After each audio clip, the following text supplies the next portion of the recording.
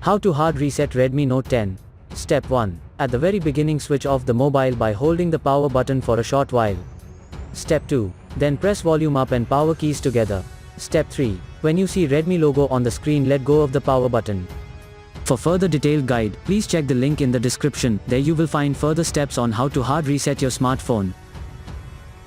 For further detailed guide, please check the link in the description. There you will find further steps on how to hard reset your smartphone.